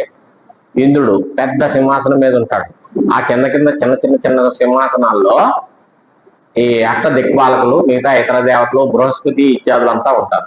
ఆ తర్వాత చిన్న చిన్న కుర్చీలు లాంటివి ఉంటాయి. హ్యాండ్ ఉండదు. పెళ్ళిళ్ళకి వెళ్తే అలాగే జరుగుతుంది కదండి, ఎదర సోఫాలు వేస్తారు, తర్వాత ఏమో చేతులున్న కుర్చీలు, తర్వాత చేతులు లేని కుర్చీలు, మరీ ఫుల్ అయిపోతే నిల్చోవాలి. స్వర్గం కూడా ఇలాగే ఉంది మనం చూసిన సినిమాలో. మీరు ఎప్పుడైనా రిజర్వేషన్ లేకుండా రైలు ఎక్కుంటారు కదా, అదోసారి గుర్తుకు తెచ్చుకోండి. ఈ రైలు ఎలాగో అర్జెంటుగా వెళ్ళాలి, ఈ రైలు ఎలాగో అలాగా ఎక్కితే చాలు అని అనుకుంటాం. ఎక్కాము, చాలా రష్గా ఉంది. ఎక్కాక సింగిల్ సీట్ లో ఒకడే కూర్చుని వాడు ఉంటారు, వాడితో కబురు మాట్లాడతారు. మీరు ఏం చేస్తారు, వాడు కొంచెం చోటిస్తే అలా అన్నాం. ఆ సింగిల్ సీట్ వాడి దగ్గరికి వెళ్ళాక వాడు ఇచ్చాడు పాపం. ఇచ్చాక వెంటనే మీరు అడిగే ప్రశ్న ఏంటి చెప్పండి, ఏ ఊరు దాకా వెళ్తారని మీరు అంటే, నాకు ఫుల్ సీట్ ఎప్పుడు ఇస్తారు, ఆయన ఏ ఊరు వెళ్తే మీకు ఎందుకు కానీ అడుగుతున్నాం లేదా, కూర్చోగానే ఏం చేస్తున్నాం, మీరు ఎక్కడ దాకా వెళ్తారని. అప్పుడు ఫుల్ సీట్ కావాలి. ఫుల్ సీట్ వచ్చింది. అయ్యాక పైన పడుకుని ఉన్నాడు ఒకడు, అప్పుడు వాడిని కబురు, బాబు మీరు ఎంత వరకు వెళ్తారు అంటే. ఇప్పుడు ఇదంతా అంటే నెల్లూరు దాకా, తిరుపతి నుంచి వస్తే నెల్లూరు దాకా జరిగింది అనుకున్నాం. వాడు ఏమన్నాడంటే, నేను కావలి దాకా వెళ్తానండి. ముందే మనం ఒక ఇవ్వాలి, నువ్వు దిగిపోయేటప్పుడు దాని మీద పరిచే నేను పడుకుంటాను అంటే. అసలు రైలు ఎక్కలేని వాడికి రైలు ఎక్కిన వాడిని చూస్తే బాధగా ఉంటుంది, రైలు ఎక్కిన వాడికి కూర్చున్న వాడిని చూస్తే బాధేస్తుంది, కూర్చున్న వాడికి పడుకున్న వాడిని చూస్తే బాధేస్తుంది. ఇవన్నీ మన అనుభవంలో ఉన్నవే కదా. ఇలాగే ఒకవేళ మీరు స్వర్గానికి వెళ్ళారనుకోండి, మీరు ఏదో మంచి కర్మలు చేశారు, స్వర్గంలో కొన్నాళ్ళు ఉంటే యోగం వచ్చింది, ఏమండి మీరు ఏమైనా దిక్పాలకులైపోయారా, మీరు ఇంద్రుడయ్యారా, అక్కడ మిమ్మల్ని నిల్చోబెట్టారు అనుకుందాం, వీళ్ళంతా చక్కగా కూర్చున్నారు, మనం ఏమిటో నిల్చునే మన బతుకు అని బాధపడుతుండడంతో మన స్వర్గంలో ఉండే టైం అయిపోతుంది, క్షీణ పుణ్యం మధ్యలోకం వచ్చేస్తే మళ్ళీ కిందకి వచ్చేస్తుంది. అంటే మానసికమైన దుఃఖం పోలేదు ఇంకా. అక్కడ స్వర్గం సమశీతోష్ణ స్థితి ఉంటుంది, చక్కగా బాగా వాయువు చాలా చల్లగా వస్తూ ఉంటుంది, ఆ వాయువు సురభి గంధంతో కూడుకుని ఉంటుంది, మంచి వాసన వేస్తూ ఉంటుంది. సెంటు కొనుక్కోకుండానే మీరు సెంటు వాసనలు చూస్తూ ఉండొచ్చు, అన్ని బాగానే ఉన్నాయి. ఇవన్నీ బాక్యమే, కానీ కుర్చీ లేదే. కుర్చీకి ఉండే విలువ ఇప్పుడు మనందరికీ తెలుసుగా, అందులో ఇప్పుడు అదే జరుగుతున్న వ్యవహారం. ఆ కుర్చీ లేకపోవడం వల్ల వచ్చేటటువంటి దుఃఖం చూసారు, సామాన్యమైన దుఃఖం కాదు. కాబట్టి స్వర్గానికి వెళ్ళినా మీకు దుఃఖం తప్పదు. కాబట్టి మంచి కర్మలు చేసినా చెడు కర్మలు చేసినా ఈ కర్మలన్నీ మీకు తెలుసో తెలియకో, ఇందాక సాక్షాత్ పరంపరయాన్నాన్ని చూశారు, డైరెక్ట్ ఇండైరెక్ట్ గా మీకు దుఃఖాన్నే కలగజేస్తున్నాయి, కానీ సుఖాన్ని కలగజేసేది ఏది లేదు. సుఖాన్ని కలగజేసేది కేవలం జ్ఞానమే, మోక్షమే. ఈ విషయాన్ని చెప్పడం కోసమని, అంచేత ఏమిటి, ఆత్మలు అనాత్మ ఈ వివేకం ఇవ్వడం కోసమని. ఈ వివేకం వల్ల ఏం జరిగింది మీకు, నిత్య శుద్ధ బుద్ధ ముక్త స్వభావం. ఆత్మ అనేటటువంటిది నిత్యం, మిగతావేవి నిత్యం కాదు, గుర్తుపెట్టుకోవాలి. ఏ వస్తువైనా డేట్ ఒకటి ఉంది, పుట్టుగానే. ఏ వస్తువు చూడండి, మేడ్ ఇన్ ఎక్కడో చైనా ఉంటుంది, మందులన్నీ అలాగే ఉంటాయి కదా, మ్యానుఫ్యాక్చర్ డేట్ అని ఉంటుంది. కొన్నిటికి వేస్తారు, కొన్నిటికి వేరు, కానీ డేట్ లేనిది ఏం లేదు. ఇప్పుడు ఈ మైక్ మీద డేట్ లేదు కదా అని ఏదో అనాది నుంచి ఉన్న మైక్ ఏంటిది, ఏమన్నా ఏదో రోజు పుట్టింది కదా, ఏదో మళ్ళా ఏదో రోజు దీనికి గతించడం అనేది కూడా ఉంటుంది, పోవడం అనేది కూడా ఉంటుంది. కాబట్టి ఆత్మ భిన్నమైనవన్నీ కూడా అలాంటివి, ఆత్మటికి నిత్యం. అలాగే మిగతావన్నీ కూడాను త్రిగుణాత్మకమై ఉంటాయి. ప్రతి దాంట్లోనూ మీరు విచారించండి, త్రిగుణాత్మకం అయ్యే ఉంటుంది. ఏమిటంటే త్రిగుణాత్మకమైంది అంటే అర్థం ఏమిటండి, సుఖ దుఃఖ మోహాత్మకం అని. ఈ త్రిగుణ స్పర్శ లేనటువంటిది ఆత్మ, కాబట్టి ఎటువంటి ఇబ్బంది లేదు, అది శుద్ధం, అది బుద్ధం అంటే జ్ఞాన స్వరూపం. ఏమండి, తర్వాత నిత్యముక్తం, అది ఇప్పుడు ముక్తిని పొందే ఉంది, కొత్తగా వచ్చేది కాదు ముక్తి, గుర్తుపెట్టుకోండి. దాన్ని కూడా చెప్పుకుందాం. ఇటువంటి స్వభావం కలిగినటువంటి ఆత్మని సంక్షేపేణ బోధయితం రాస్తున్నారు మధుసూదన సరస్వతి ఉంటారు. ఏం చేస్తున్నాం, ప్రస్థానత్రయం కాదుగా, ఇప్పుడు మనం ఇందాక అనుకున్నట్టు ఉపదేశాస్త్రి కాదు, శతశ్లోకి కాదు, చాలా లిమిటెడ్ మాటలతోటి 10 శ్లోకాలతోటి సంక్షేపేణ బోధయితం దశశ్లోకి ప్రణినాథ 10 శ్లోకాల్ని రాశారు. ఇది ఏం చెప్పారు, ఇప్పుడు ఆత్మానాత్మ వివేకం చేయడం కోసం. అదేమండి అహం అనే పదానికి అర్థం అస్మత్ శబ్ద లేదా ఆత్మన్ శబ్ద, నేను అని శబ్దమంజరిలో చదువుకున్నాగా. ఇదం అనే శబ్దం చేతి వాడబడేది. ఏమండి ఈ కుర్చీ లేదా ఈ మైకు, ఈ స్కూటరు, ఈ కారు నాకు కావాలి, నాకు అక్కర్లేదు లాగా. ఈ నేను అనే మాటలేదుగా. నేను దగ్గర ఈ అనే మాటలేదు, అహంకారాస్పదం. ఆ తర్వాత యుష్మత్ శబ్దార్థం. అదే అంటారు పొద్దున్న వాక్యంలో కూడా అస్మత్ శబ్ద వాక్యమైనది ఒకటి, యుష్మత్ శబ్ద వాక్యమైనటువంటిది ఒకటి. స్పష్టంగా మనకు తెలుసుదా సంస్కృతం చదువుకున్న వాళ్ళకి. తెలుగులో కూడా ఇవే అనుకున్నాం, నేను, నాది, ఇది. తేడా ఉంది కదా. ఇంక మళ్ళా వివేకం రావడం ఏంటండి? వివేకం ఆల్రెడీ ఉంది కదా. ఈ కొత్తగా దానికోసం శంకరాచార్య వారు 10 శ్లోకాలు ఎందుకు రాయడం? అహంకారాత్మక మాత్రంలో సర్వోపి లోక, అందరూ నేను నేను అనేది తెలుసుకుంటూనే ఉన్నారు. ఆత్మ అంటే నేను, ఆత్మ శబ్దానికి అర్థం నేను, ఆత్మ శబ్దానికి అర్థం నేను అని అందరూ తెలుసుకుంటూనే ఉన్నారు. మళ్ళీ కొత్తగా ఇచ్చేప్పడం కోసం ఈ పుస్తకం రాయడం ఎందుకు? 10 శ్లోకాలు రాయడం ఎందుకు? ప్రత్యేకి. పైగా మీరు ఏమంటున్నారు? ఈ ఆత్మ అనాత్మ జ్ఞానం లేకపోతే దుఃఖం ఉండదు. ఆత్మానాత్మ జ్ఞానం లేకపోతే దుఃఖం ఉంటుంది, ఆత్మానాత్మ జ్ఞానం ఉంటే దుఃఖం ఉండదు అంటారు. అందరికీ ఆత్మజ్ఞానం ఉంది. అహం శబ్దవాక్యం, ఆత్మజ్ఞానం ఏదో శబ్దవాక్యం అయినటువంటిది అనాత్మ. ఈ 2 జ్ఞానాలు ఉన్నాయిగా మనకి. దుఃఖం అనుభవిస్తూనే ఉన్నాగా. అంచేత మీరు చెప్పిన ఆత్మానాత్మ వివేకము లేదు, దానివల్ల దుఃఖం లేకపోవడం అనేది లేదు. కాబట్టి ఇలా చెప్తున్నారు ఏమిటి అని అడిగారు. అలా కాదు, ఈ చిద్భాష్యమయ్యి ఇందాక అనుకున్నాం, ఉదాహరణ చెప్పుకున్నాం మనం. ఆ ఆత్మకి దగ్గరగా ఉండడం వల్ల ఈ అహంకారాదులు ఎందు కూడా అహం శబ్దం అనేటటువంటిది వాడబడుతూ ఉంటుంది. ఇప్పుడు ఆచార్య గారు ఆనందమయ అధికరణంలోనూ ఆ ఈక్ష అధికరణంలోనూ చెప్పారు, ఆత్మశబ్దం ఎక్కడ వాడబడుతుంది, ఆత్మశబ్దం ఎక్కడ వాడబడుతుంది, నా ఎందే వాడబడుతుంది ఎప్పుడు అంతే.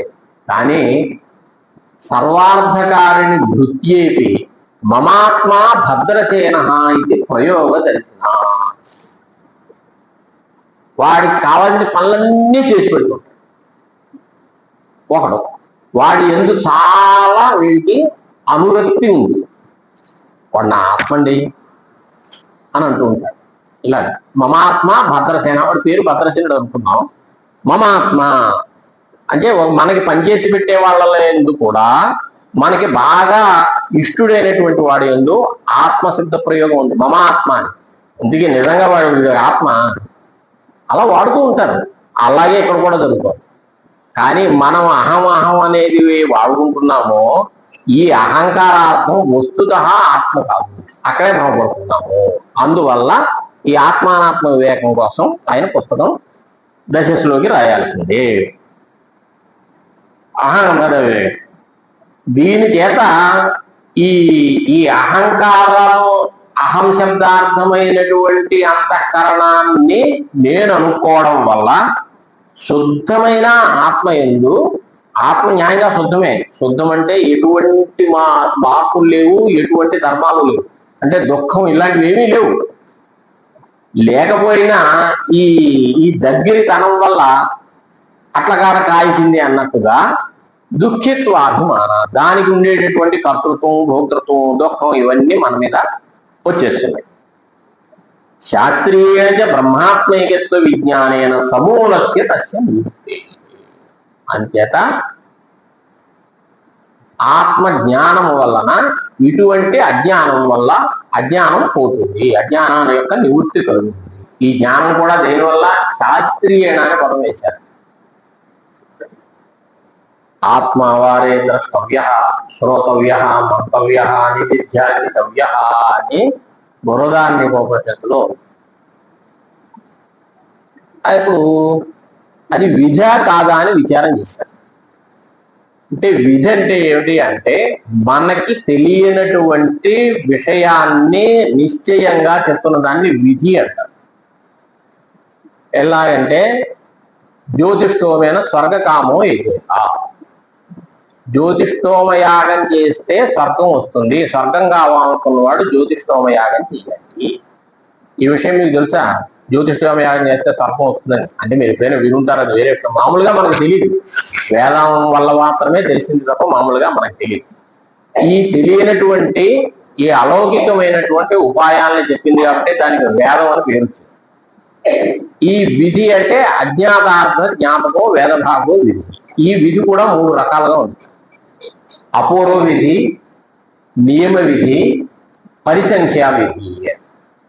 అపూర్వ విధి అంటే ఏమిటి అంటే మనకి ఏమాత్రం తెలియని విషయాన్ని చెప్తే దాన్ని అపూర్వ విధి అన్న. నియమ విధి అంటే దీనికి 2 రకాలుగా ఇది తయారయ్యే అవకాశం ఉందని మనకు తెలుసు.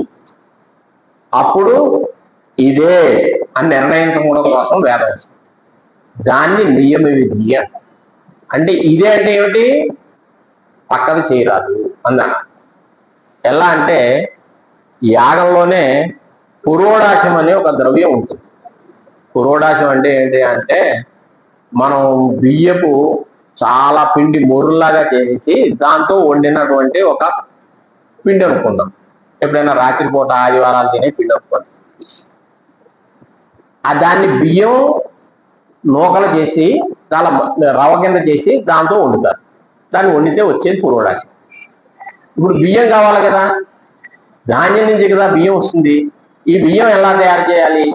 ఎలా తయారు చేయడం ఏంటంటే మనం పేపర్లో చూస్తూ ఉంటాం కదా, భద్రాచలంలో సీతారామ కళ్యాణం కోసమని కోరుకొండ అని ఒక ఊరు ఉంది, రాయమండ్రి దగ్గర ఉంది, కాదులేండి ఉంది. ఆ ఊళ్ళో దగ్గర పల్లెటూరు వాళ్ళందరూ కలిసి మధ్యాహ్నం పూట ఇదే పనిగా పెట్టుకుని ఆ వడ్లని ఒలిచేస్తారు. ఇది గోడతో ఒలిచేస్తే బియ్యం తయారవుతుంది కదా, ఈ తయారైన బియ్యాన్ని అక్కడికేమో వాళ్ళు పంపుతారు. ఇది జరుగుతున్న పని. అలాగే బియ్యం తయారవ్వాలంటే లేదా 4 అమలక్కలు కలిసి పోటేసినా, అంటే ఇప్పుడు మిషన్లు వచ్చాయి కానీ పూర్వం పోట్లే ఏమండి, దంపుడు బియ్యం అని ఇప్పుడు కూడా అక్కడక్కడ జరుగుతుంది. ఈ బియ్యం తయారవ్వాలంటే అంటే వడ్లు బియ్యంగా తయారవ్వాలంటే 2 రకాల పద్ధతులు ఉంటాయి. ఒకటి పోటేయడం, 2 సుషావిమగం గోడతోటి పై పొరలు తీసేయడం. 2 మన అనుభవంలో ఉన్నదే. బియ్యం తయారవ్వాలంటే అవహనం చెయ్యాలి అని వేదం చెప్పాలా? ఏం పుట్టినప్పటి నుంచి చేస్తున్నదే చూస్తున్నదేనండి. దీనికి వేదం చెప్పడం, పోనీ నాక వేదం చెయ్యాలి అని వేదం చెప్పాలా? అది మాకు తెలుసు. అంటే చలికి మందు ఏమిటండి అన్నారు. అగ్నిర్హిమస్య భేషజం అని ఉంది. అంటే చల్లదనానికి వెచ్చదనం మందు అని. ఇది వేదంలోనే ఉంది ఈ మాట. ఇది వేదం చెప్పాలండి, అందరికీ తెలుసున్నదే. కాబట్టి ఆ వేదానికి అంత ప్రామాణ్యం లేదు కూడా. జ్యోతిష్ఠమైన స్వర్గరామ విజేత అనే వాక్యానికి ఎంత ప్రామాణ్యం ఉండదో అగ్నిర్హిమస్య భేషజం అనే దానికి అంత ప్రామాణ్యం. ఇప్పుడు ఈ వ్రీహీన వహంతి సంగతి ఏం తేల్చి చెప్పండి. అంటే వ్రీహులను అంటే ఆ వడ్లను అవహనం దంచాలి అని. అంటే ఇది ఏ విధి? వడ్లని దంచితే బియ్యం వస్తుంది అనే విషయం మీకు తెలుసా తెలీదా? తెలియని దాన్ని చెప్తే అపూర్వం. ఇది అపూర్వ విధి కాదు, నియమ విధి. అంటే 2 పక్షాలు ఉన్నప్పుడు ఒకటే చెయ్యాలి, ఇదే చెయ్యాలి అని చెప్తే దాన్ని నియమ విధి అన్నారు. అవహనము ఉన్నది అంటే దంచడము ఉన్నది, లేదా నఖ విధంలో గోటితో తుంచడము ఉన్నది. దంచడము తుంచడము అన్నాం. కానీ దంచడమే చెయ్యాలి అని చెప్తోంది కాబట్టి దాన్ని నియమ విధి అన్నారు. సరేనండి, మాకు వేదాంత జ్ఞానం కావాలి, దానికోసం బ్రహ్మసూత్రాలు వగైరా చదువుకోవాలి, ఉపనిషత్తులు అవి. ఎలా చదువుకోవాలి? చదువుకోవడం రకరకాలు. ఓ గురువుగారి దగ్గరికి వెళ్ళి వారిని ఆశ్రయించి వారి దగ్గర శాస్త్రీయంగా చదువుకోవడం ఒక పద్ధతి. లేదా రామకృష్ణ మిషన్లోనో ఎక్కడో అక్కడ భాషాంతరీకృతమైనటువంటి పుస్తకాలు ఉన్నాయి. అంటే దాన్ని కన్నడంలో, తెలుగులో, ఇంగ్లీష్లో, హిందీలో బోల్డ్ మంది అనువాదం చేశారు. మనకి తెలుగు వచ్చు అనుకుంటున్నాం, తెలుగు వచ్చు కూడాలండి అనుకోవడమే. నేనైతే అనుకోవచ్చు కానీ ఆ తెలుగు పుస్తకం చదివితే మా దగ్గర ఆ పుస్తకం చదివేసుకుంటాను. జ్ఞానం రాదా? వస్తుంది కదా. రాదు అని అప్పటిలో తెలియజేశారు. ఇది నియమ విధి. ఆత్మవారే ద్రష్టవ్య. ఆత్మదర్శనం కావాలి, దానికోసం శ్రవణం చెయ్యాలి. శ్రవణం అంటే అర్థం ఏంటి? గురువు గారి దగ్గరికి వెళ్ళి చెప్పుకోవడమే. అంతేగాని నువ్వు పుస్తకాలు బట్టి భాషాంతరీకృతమైనటువంటి పుస్తకాల వల్ల కూడా ఆత్మజ్ఞానం కలుగుతుందేమో అని నియమిస్తోంది ఇది అని అప్పయ్య దీక్షితుల వారు చెప్పారు. అంటే అప్పయ్య దీక్షితుల వారు కావన్నాటికే తెలుగులోనో తమిళంలోనో ఎవరో దాన్ని అనువాదాలు వగైరా చేసేసారనమాట. ఏమండి, అందుకని శాస్త్రీయణతో బ్రహ్మాత్మైక జ్ఞానేన, అది శంకరాచార్యుల వారి యొక్క వాణి ద్వారానే మనం తెలుసుకోవాలి, భాష్యాల ద్వారానే తెలుసుకోవాలి. అంతేగాని ఇంకో పుస్తకాలు చూసి కాదు. పైగా ఇంకో చిన్న చికాకు కూడా ఉందండి. అందులో పుస్తకం ఉంది, చాలా అనువాదాలు డుములు, అంటే దుమ్ములు పెట్టి రాస్తారు విషయం, అంటే యథాశ్రుత అనువాదము అని కూడా రాస్తారు. ఈ అనువాదం జరిగితే ఏమవుతుందంటే అసలు ఈ పుస్తకాలు చదివే అధికారం కింద పుస్తకాలు చదివితే కన్నా జనరల్గా. అలాంటప్పుడు ఇవి బాగా ఏమర్థం అవుతాయి, అసలు ఎందుకు ఈ మాట అన్నాడు ఏమిటి అనేది ఒక సంప్రదాయంలో వస్తూ ఉంటుందండి. ఇప్పుడు నాకు తెలుగొచ్చు, మీకు తెలుగొచ్చు కదా అని ఇప్పుడు డిగ్రీ లెవెల్ సైన్స్ పుస్తకాలన్నీ, ఇంజనీరింగ్ పుస్తకాలు ఇవన్నీ తెలుగు అనువాదాలు ఉన్నాయి. ఇప్పుడు డిగ్రీ కెమిస్ట్రీ పుస్తకం, ఫిజిక్స్ పుస్తకం చూస్తే మరి మీ అందరికీ సంగతి నాకు తెలియదు, నాకైతే ఏమీ అర్థం కాదు. అయితే ఆ పుస్తకం తెలుగులోనే ఉంది, నాకు తెలుగు అక్షరాలు వచ్చు, నేను తెలుగు పేపర్ చదువుతాను, అన్నీ చదువుతాను. కానీ పుస్తకంలో 64 అక్షరాల తెలుగుకి ఇంకా తక్కువ ఉన్నాయా, ఏమున్నాయో, ఎన్ని అక్షరాలు ఉన్నాయో తెలియదు, అన్నీ అక్షరాలు ఉంటాయి. మీకు ఏ సబ్జెక్ట్ అయినా ఇంగ్లీష్ మీడియంలో చదివితే 26 అక్షరాలే, అందుకని ఎక్కువ అక్షరాలు ఏమి ఏడుస్తాయి. కానీ సబ్జెక్టు మారిపోవట్లా. మీరు ఆర్ట్స్లో ఏ ఆంధ్రభాష చదివి ఇంగ్లీష్ మీడియంలో అక్కడి నుంచి ఫిజిక్స్ లో హైయర్ స్టడీస్ లో ఉండే ఫిజిక్స్ పుస్తకం పెట్టుకుంటే అవే 26 అక్షరాలే, ఒక్క ముక్క అర్థం కాదు. అంచేత అది ఆ పరంపరలో చదువుకుంటే, పరంపర అంటే ఏంటి అంటే మెట్లు ఎక్కుతూ ఉండడం అని నా ఉద్దేశం. అలా అయితేనే అవి అర్థం అవుతాయి. అందుకని శాస్త్రీయేన అని చెప్పారు. సమూలస్య తస్య నివృత్తే, ఈ సంసారం సమూలంగా పోతుందట. అంటే సమూలం అంటే ఏంటి, దీనికి ఏదైతే కారణమో అజ్ఞానం, అజ్ఞానంతో సహా పోతుంది. తస్మాత్ అజ్ఞాత జ్ఞాపకత్వాత్ సప్రయోజనత్వాచ ఆత్మతత్వ ప్రతిపాదనం నాకు అర్థం. ఇందాక అడిగాడు కదా, అహం పదానికి ఆత్మ అర్థం అని మాకు తెలుసు, ఇదం పదానికి అర్థం ప్రపంచం అని తెలుసు, ఈ ఆత్మానాత్మ వివేకం మాకు ఉంది కదా, ఏమిటి ఆత్మానాత్మ వివేకం కోసం ఆచార్య స్వామి గారు 10 శ్లోకాలు రాయడం ఎందుకు, అనవసరం కదా అన్నాడు కదా. కాదు, ఇలాంటిదైతేనే అటువంటి ఆత్మానాత్మ వివేకమే మీకు సంసారాన్ని పోగొడుతుంది. కాబట్టి దానికోసం ఆత్మానాత్మ వివేకం అనేటటువంటిది తెలియజేయడం వ్యర్థం కాదు.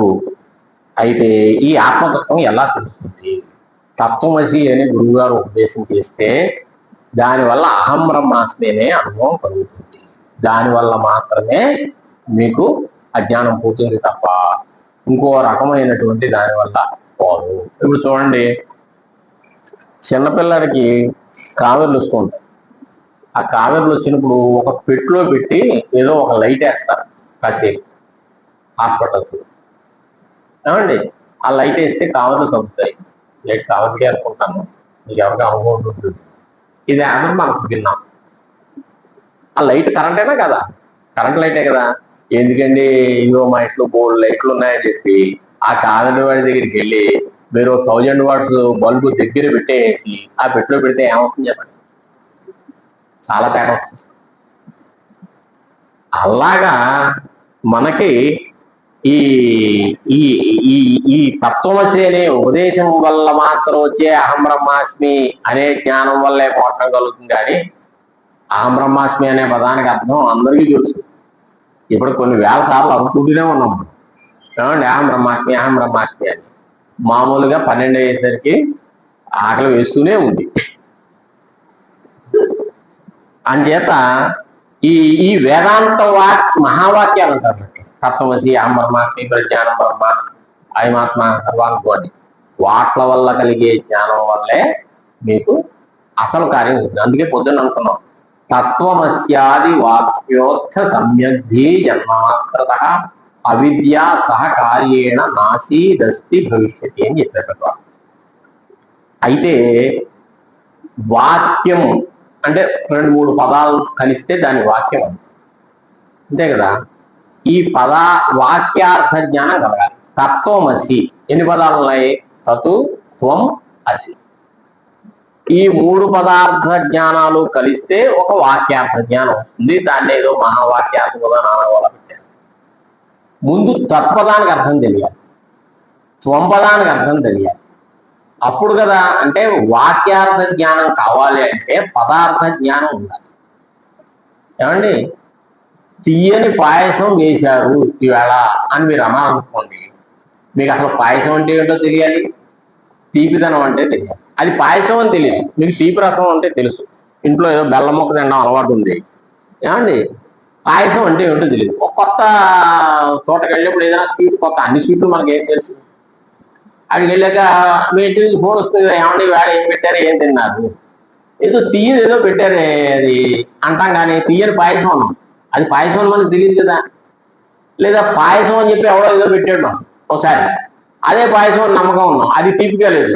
ఎందుకంటే వాళ్ళ ఇంట్లో మొత్తం A to Z షుగరు, ఆయన చేత వాళ్ళు బెల్ల పంచదార వేసుకోరు. టీ కాఫీలో పంచదార వేసుకోరు కదా, అలాగే పంచదార వేసుకోరు, అదే ఇచ్చారు మనకి. ఏదో ఇచ్చారే, అది ఏమిటో మొత్తం మీద ఏదో ఉంది, ఏదో తెలియలేదు మొత్తం మీద. అలా కూడా అనుభవం ఉంటుంది కదా. అందుకని మీకు ఆయా పదములకు ఉండే అర్థం పూర్తిగా తెలిస్తేనే వాక్యార్థం. నల్లని ఘటము భూతలమందు ఉన్నది అంటే మీకు నలుపు తెలియాలి, ఘటం తెలియాలి, భూతలం తెలియాలి. ఈ మూడు తెలిస్తేనే భూతలమందు నల్లని ఘటం ఉన్నది అనే వాక్యానికి అర్థం తెలుస్తుంది. కానీ నలుపు రంగు తెలియకపోయినా, కొండంటే ఏమిటో తెలియకపోయినా, భూతలం అంటే ఏమిటో తెలియకపోయినా, నేల ఘటమ భూతలం, లేదా నల్లని రంగు కలిగినది నేల, లేదా భూమి, ఏదో అనండి పర్వాలేదు అనే మాటకి అర్థం. అంచేత తత్వమసి అనే గురువు గారు మీకు ఉపదేశం చేసినప్పుడు ఆ ఉపదేశం వల్ల ఆ వాక్యానికి మీకు నిజమైన అర్థం తెలియాలి అంటే తత్పదార్థం ఏమిటి, త్వంపదార్థం ఏమిటి అనేది మీకు బాగా తెలియాలి. ఏముందండి ఇందులో తెలియడానికి ఏముంది? తత్ అంటే పరమాత్మ, త్వం అంటే నీవు జీవుడు అని తెలుస్తూనే ఉంది కదా. అదే బాబు, జీవుడు అంటే ఏమనుకుంటున్నావు, జీవాత్మ అంటే ఏమనుకుంటున్నావు, శరీరం జీవాత్మ అనుకుంటున్నావా? ఏమండి, నేను రిటైర్ అయిన 2.5 ఏళ్ళు అయిందండి. ఇందులో ఉద్యోగం చేస్తున్న వాళ్ళు ఉండొచ్చు, రిటైర్ అయిన వాళ్ళు ఉండొచ్చు, అబ్బో ఇప్పుడు రిటైర్మెంట్ అంటే నేను ఎప్పుడో ఎక్స్ట్రాల్ కాలం లాంటి వాళ్ళు ఉండొచ్చు. నేనేసరికి ప్రతి వాడికి వేలు ఇలాగే వెళ్తుందా లేదా అండి? నేను బోల్డ్ ఉపన్యాసాలు విన్నాను అనుకునేవాడికి ఇలాగే వెళ్తుంది, బోల్డ్ ఉపన్యాసాలు చెప్పిన వాడికి ఇలాగే వెళ్తుంది, ఏది తేడా లేదు అక్కడ. అందుకని అసలు ఆ తత్పదార్థం ఏమిటి, త్వంపదార్థం ఏమిటి అనేటువంటిది బాగా తెలిస్తేనే ఆ తత్వమసి అనే వాక్యానికి మీకు అర్థం అవుతుంది. ఏంటి ఇందులో తెలియడానికి ఇబ్బంది ఏముందండి? తత్పదార్థం అందరూ బాగా చిన్నప్పటి నుంచి తెలుస్తూనే ఉంది కదా అంటే అది చెప్పడం కోసం అలా కాదు. ఉపనిషత్తులు ఏదో ఇంచేతను ఒక మాటకి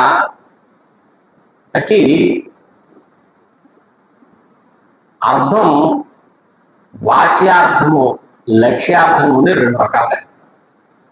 వాచ్యార్థం అంటే డిక్షనరీలో ఇచ్చిన అర్థం వాచ్యార్థం అనుకోండి, అర్థం అవడం. నేను మరి శాస్త్రంలోకి వెళ్ళడానికి నేను అంత పెద్ద శాస్త్రజ్ఞుని కాకపోయేటచ్చు, అంత చెప్తే ఇప్పుడు మీకు బోరు కొట్టేస్తుంది. అది వాచ్యార్థం, జనరల్గా డిక్షనరీలో వాచ్యార్థం ఇస్తాడు. ఏమండి, లక్ష్యార్థం ఏమిటి అంటే ముక్కకి ముక్క అర్థం కాదు, వాటి మనస్సులో వేరే అర్థం ఉంది. అండి, సరిగ్గా 10ంటికి మీరు టిఫిన్ చేయడం కోసం అంతా రెడీ చేసి పెట్టుకున్నారు. మీ పక్కింటి ఆయన రోజు మీరు ఎప్పుడు టిఫిన్ చేస్తారా అని చూస్తూ వచ్చాడు. వచ్చేవాదా అనుకుంటూనే ఉన్నావు, వస్తావని అనుకుంటూనే ఉన్నావు, వస్తున్నావని అన్నారు. అంటే ఈ దానికి రమ్మనా పొమ్మనా అర్థం చెప్పండి. రోజు వచ్చి నాకు ఇదే పాత్ర వముడు పోరా అనే తప్ప అక్కడ దానేది అర్థం కాదు. దీన్ని లక్ష్యార్థం అంటారు. అలాగే ఉదాహరణ ఇంకోటి చూసుకుందాం. ఏదో సముద్రంలో ఓడ ఉన్నది, సముద్రం నీళ్లతో కూడుకున్నటువంటి పెద్ద నీళ్ళ ఇది అనుకుందాం. అందరికీ తెలుసు సముద్రం అంటే, నేను దానికి మళ్ళా వివరణ. ఓడ అది తెలుసు, ఉంది, ఇది తెలుసు. కానీ ఒక ఆయన ఇల్లుంది, ఆ ఇల్లు సముద్ర తీరంలో ఉంది, మరీ తీరం ఉంది. ఇప్పుడు గోదావరి ఏడుగట్టున ఎన్ని ఉన్నాయి చెప్పండి, బిల్డింగ్స్. వాళ్ళ ఇల్లు ఎక్కడ? గోదావరికి స్నానం చేయాలి, వాళ్ళ ఇంటికి వెళ్తే దగ్గరేనా అని మీరు అడిగారు. గోదావరిలోనే వాడు ఇల్లండి బాబు అన్న.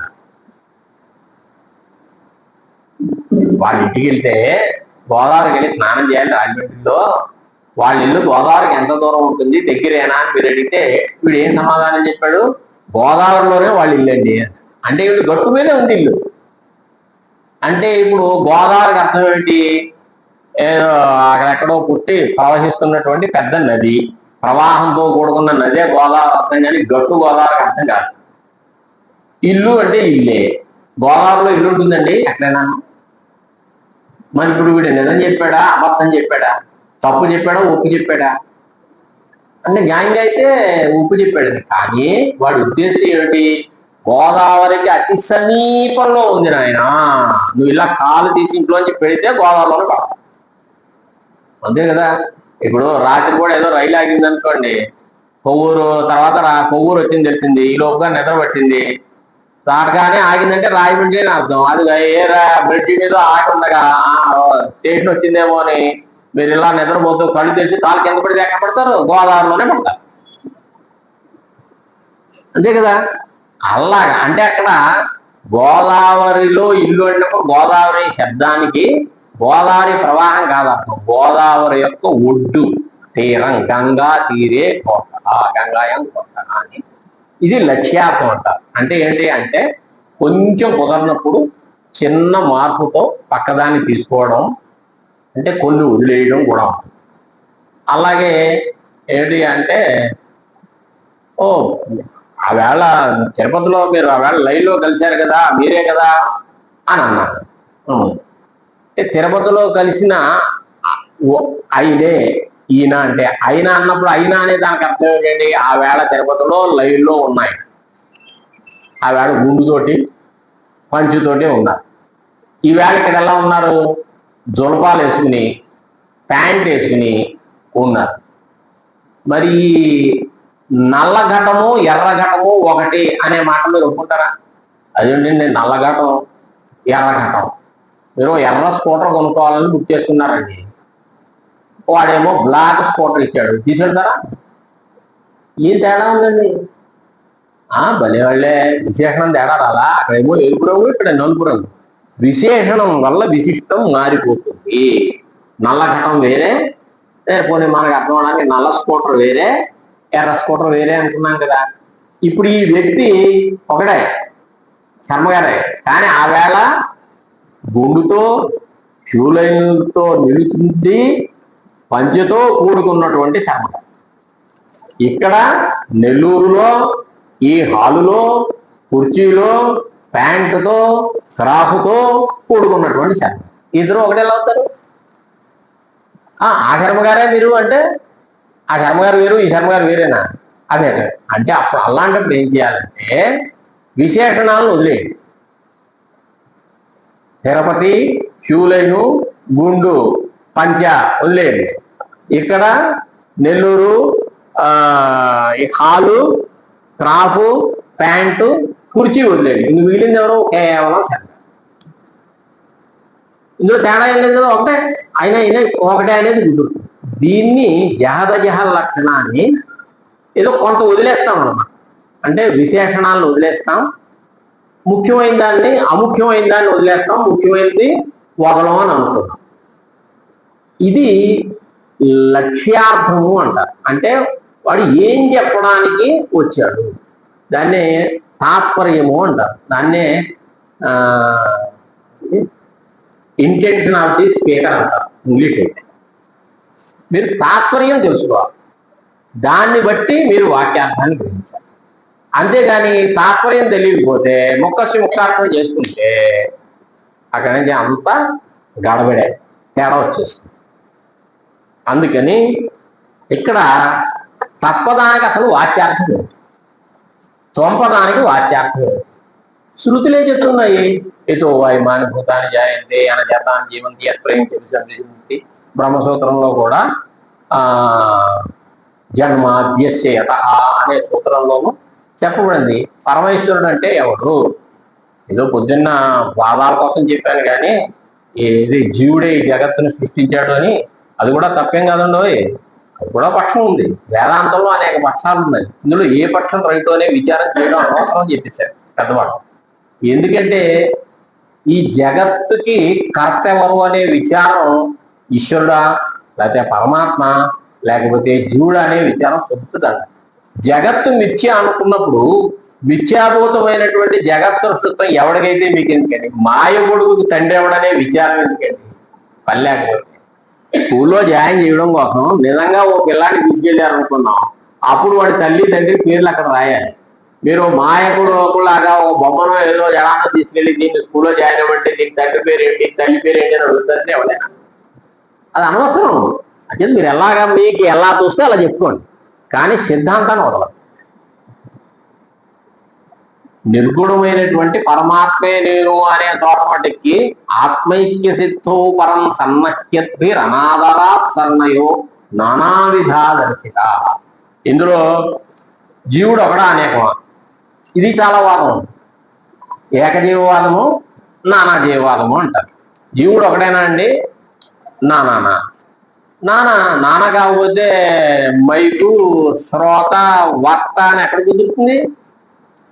మైకు జీవుల్లో రాదనుకోండి, ఏదో అనేసాను. కానీ నేను వక్తని, మీరు శ్రోతలు, ఒకడే జీవుడు అనుకోండి, ఇప్పుడు అందరూ శ్రోతలైనా అవ్వాలి, అందరూ వక్తలైనా అవ్వాలి. అలా లేం కదా. నానా జీవవాదం ఇదో పద్ధతి, లేదు ఏకజీవవాదం ఇదో పద్ధతి. ఏమండి అసలు జీవుడికి జీవత్వమే లేదు అన్నప్పుడు వాడు ఒకటైతే ఏంటి? వీడు పరమాత్మ స్వరూపమే అయ్యి భ్రాంతి వల్ల నేను జీవుడు అనుకుంటున్నప్పుడు వాడు ఒకటైతే ఏమి, 10 అయితే ఏంటి? కానీ మా గురుగారు ఎప్పుడు చెప్తుంటారు, సరిటి కూర్చడం కోసం, అంటే మనలాంటి మందమతులకు, మనలాంటి మీరేం ఫీల్ అయిపోకండి. ఏమండి రేపు మరీ దారుణంగా తింటారు శంకరాచార్య వారు. పశువాదిభిశ్చ అవిశేషాత్ అన్నారు. పశువుల కంటే తేడా ఏముందిరా అబ్బాయి అన్నాడు. అది రేపు చెప్పుకుందాం. అంచేత మీలో చాలా, నాకంటే చాలా తెలియని వాడు గొప్పవాడు ఉండుండొచ్చు, కానీ శంకరాచార్య వారి కంటే వేదాల కంటే మనం గొప్పవాడు ఏం కాదు. అంచేత ఏమున్నా ఇక్కడ సరే ఆ మధ్యలో ఇలా వచ్చేస్తుంటుంది, ఎక్కడికో వెళ్ళిపోతే తెగిపోతుంది ధార. అందుకని ఏకజీవవాదమా నానాజీవవాదమా అంటే అనవసరం.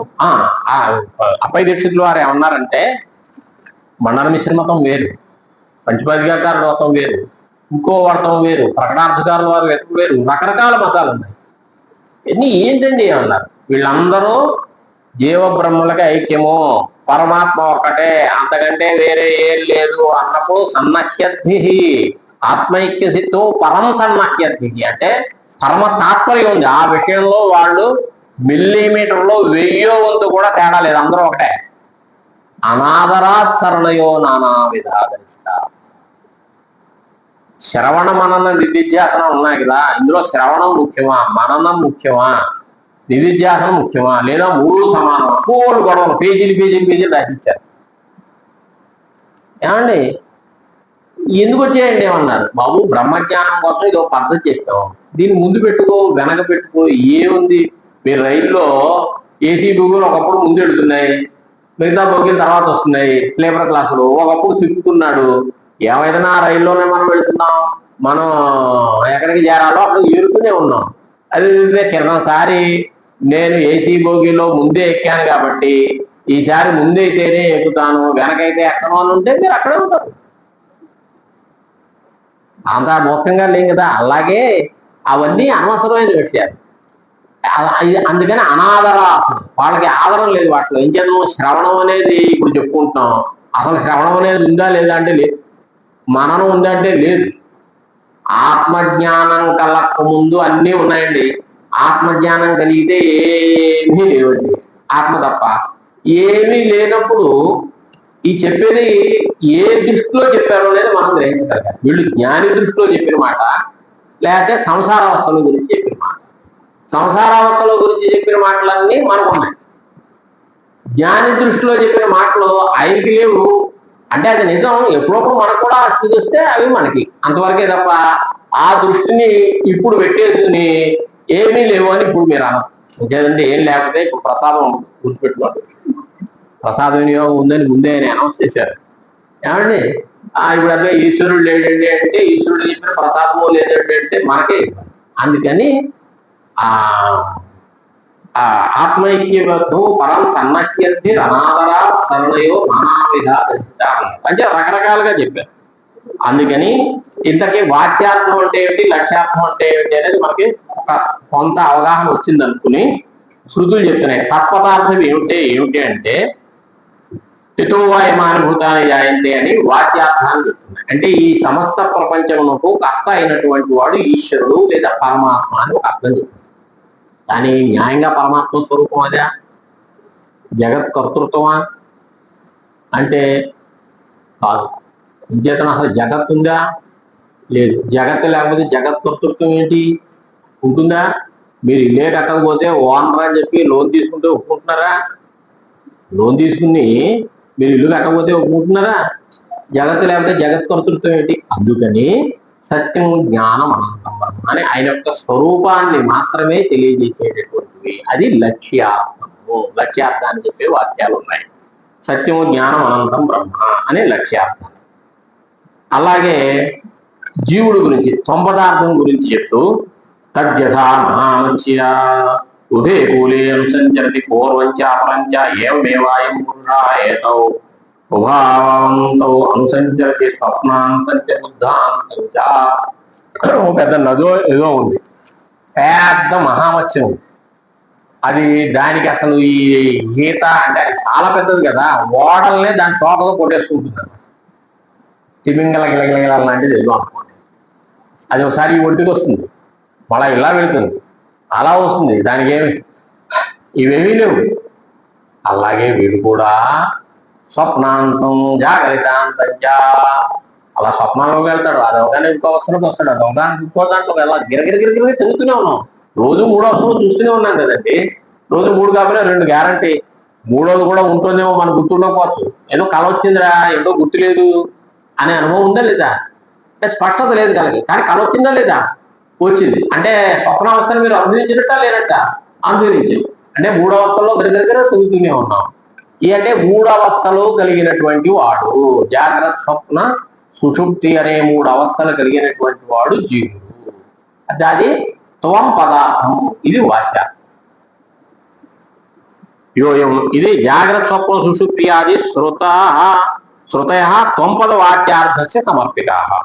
యోయం విజ్ఞానమయ ప్రాణేషు జంతర్జ్యోతి పురుష పురుషేతే ఇది పురుష. దీంట్లో ఉంటున్నాడు కాబట్టి రకరకాలు. అలాగే ఈయన విజ్ఞానమయ అని శృతి చెప్తుంది. అంటే కేవలం జ్ఞాన స్వరూపమే అయినా, అంతేగాని ఈ కన్ను కాలు చెయ్యతో కూడుకున్నటువంటి వాడు జీవుడు కాదు. ఈ శరీరం జీవుడు కాదు.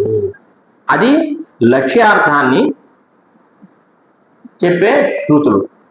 తేన ప్రథమం అవాంతరవాక్యేభ్య అనుభూతయో శుద్ధయోర్జీవబ్రహ్మణో తత్వమస్యాది వాక్యే ముఖ్యార్థాన్వయ అనుపత్తే లక్షణార్థం నిర్వికల్పక స్మరణోపపత్తి. అంటే అది ఇలాగ మీకు వాక్యార్థము లక్ష్యార్థము ఆ పదాలకి తెలిసినట్టయితే తర్వాత తత్వమసి అనే వాక్యం దగ్గరకు వచ్చేసరికి వాక్యార్థాన్వయం చేయడానికి ఈ సమస్త ఆ జగత్ స్రష్ట అయినటువంటి ఆ పరమాత్ముడితో ఈ సంసారాన్ని అనుభవిస్తున్నటువంటి ఈ జీవుడు అభిన్నుడు అని చెప్తే ఏమన్నా ఒప్పుకుంటారండి? ఏమండి? ధీరుభాయ్ అంబానీ గారికి 2 అబ్బాయిలు. ఇప్పుడు 2 అబ్బాయిలకే చాలా తేడా. వాళ్ళు ఆస్తి పంచుకున్నప్పుడు ఏమైనా సమానంగా ఉన్నారేమో కానీ ఇప్పుడు చాలా తేడా వచ్చేసింది కదా. ఒక తండ్రి కొడుకులకే తేడా లేనప్పుడు అదే ఆఫీసులో ఒక ప్యూన్ని పట్టుకుని అయినా రిలయన్స్ ఉద్యోగి, ఈయన రిలయన్స్ అని చెప్పి వాళ్ళిద్దరికీ అభేదం అంటే ఒప్పుకుంటారు ఎవరైనా? ఆయనకి 8,000 కోట్లు ఉన్నాయి, వీడికి 8,000 అప్పు ఉంది. అంచేత అలా ఒప్పుకోం కదా. అంచేత ఈ సంసారాన్ని అనుభవిస్తున్నట్టు ఉంచేదంటే ఈశ్వరుడికి దుఃఖం లేదు. పరమాత్మ మాట వదిలేండి, ఈశ్వరుడికి కూడా దుఃఖ స్పర్శ లేదు. అటువంటి దుఃఖ స్పర్శ లేనటువంటి ఈశ్వరుడితో మనం అభిన్నులు అని ఎలా చెప్తాం? లేదా మన వాక్యార్థం ఏమిటనుకున్నాము? కర్తృత్వ భోక్తృత్వాలు కలిగి మత్స్యంలాగా ఇటు ఈదుతోంది, అటు ఈదుతోంది, అటు ఈదుతోంది, ఇటు శ్రమ పడుతోంది. అలాగే మనం గిరగిర తిరుగుతున్నాం. గిరగిర తిరుగుతూ ఏం చేస్తున్నాం? ఆయా వస్తువుల్లో ఉండేటటువంటి కార్యములకి కర్తృత్వ భోక్తృత్వాలను అనుభవిస్తున్నాం, సుఖ దుఃఖాలు అనుభవిస్తున్నాం. జాగ్రత్తలో బోర్డు దుఃఖం అనుభవించామండి. ఇప్పుడు మీరు స్వప్నావస్థలో ఒక్క సుషుప్త్యవస్థలోనే దుఃఖం అనుభవించాం. స్వప్నావస్థలోనూ ఎన్నో దుఃఖాలు అనుభవించాం. అక్కడి నుంచి భయపడిపోయి చెమటల పట్టి తెలివచ్చేస్తుంది. ఒకప్పుడు కళ్ళ జరుగుతుంటే మనందరికీ అనుభవంలో ఉంది కదా. ఇటువంటి దుఃఖంతో కూడుకున్నటువంటి మనం ఆ జగత్ కర్త స్రష్ట అయినటువంటి ఈశ్వరుడితో అభిన్నం అనే మాట ఎలా కుదురుతుంది? వాక్యార్థాన్ని తీసుకుంటే కుదరదు. కాబట్టి అక్కడ మీరు లక్ష్యార్థాన్ని తీసుకున్నారు. ఏం తీసుకున్నారు? సత్యం, జ్ఞానం అన్నచోట ఆయన జ్ఞాన స్వరూపుడు, చైతన్య స్వరూపుడు. యోయం విజ్ఞానమయ అనే శృతి ఏం చెప్పింది? ఈయన జ్ఞాన స్వరూపుడే, చైతన్య స్వరూపుడే. ఇద్దరు కేవలం చైతన్య స్వరూపం అనే అంశమట్టుకు తీసుకున్నట్టయితే దానికి ఏమీ ఇబ్బంది లేదు. ఇప్పుడు అభేదం చెప్పడానికి అండి, వాళ్ళిద్దరూ ఒకటే అని అంబానీ గారికి ప్యూరి ఒక మాట అనకూడదు. కానీ రిలయన్స్ సంస్థలో ఉద్యోగులకు ఒక సెమినారో లేదా ఒక పెద్ద ఉత్సవం జరిగితే ఆయన వెళ్తాడు, ఈయన వెళ్తాడు. విద్యతను ఆ ఉద్యోగ సామాన్యత్వం ఇద్దరిలోనూ సమానం, ఉద్యోగం అనేటటువంటిది ఏమండి. అలాగే ఇక్కడ కూడాను ఇద్దరు మిగిలిన లక్ష్యార్థ స్వరూపంగా అక్కడ చెప్పబడినటువంటి జ్ఞాన స్వరూపం, చైతన్య స్వరూపమైనటువంటి పరమాత్మ చైతన్య స్వరూపమే. యోయం విజ్ఞానమయ అనేటటువంటి స్థితిలో చెప్పబడినట్టుగా జీవుడు కూడా విజ్ఞాన స్వరూపుడే కాబట్టి, చైతన్య స్వరూపుడే కాబట్టి వాళ్ళిద్దరికీ అభేదం కుదురుతుంది. కానీ ఇలాగా మీకు లక్ష్యార్థాన్ని దృష్టిలో పెట్టిన అభేదం కుదురుతుంది. తేన ప్రథమం అవాంతరవాక్యేభ్యో అనుభూతయో శుద్ధయో జీవబ్రహ్మణో తత్వస్యాది వాక్యే ముఖ్యార్థం అంటే వాక్యార్థం, డిక్షనరీలో చెప్పిన అర్థం అనుకున్నాం. లక్షణ అనుపత్తే లక్షణయా నిర్వికల్పక స్మరణం. నిర్వికల్పకం అంటే అర్థం ఏంటి అంటే ఏ విశేషణం లేకపోతే అది నిర్వికల్పకం. ఇప్పుడు నిర్వికల్పకం అంటే ఏమిటి? సప్రకారక జ్ఞానత్వం, నిష్ప్రకారక జ్ఞానత్వం, ప్రకారత అనిరూపకత్వే, సంబంధ అనిరూపకత్వే, విశేషత్వ అనిరూపకత్వే. నేను ఏదో లక్షణాలు చెప్తాను, నాకు కొన్ని ఏదో కొద్దిగా గుర్తున్నాయి. ఇవన్నీ మన బొరకి ఎక్కువ, అవన్నీ వద్దు. ఏమిటి అంటే మీరు ఏ వస్తువు చెప్పినా ఏదో ఒక వస్తువుతో కూడుకున్నట్టే చెప్తారు. అలా అంటే ఏదో విశేషణంతో కూడుకున్నట్టుగా చెప్తారన్నమాట. విశేషణము విశేషము అని రెండు, అది మనకు తెలుసుకుందాం. నల్లని కలువ, నల్లని ఘటము. ఈ నలుపు రంగు అనేది విశేషణం, ఘటం కానీ కలుపు కానీ విశేషం. మీరు ఏది చెప్పండి, ప్రతి దాంట్లోనూ రెండు ఉంటాయి. ఇది మైకు, ఇది మైకు అన్నాను. ఇది మైకు అనే దాంట్లో కూడా ఇది అనేది విశేషం.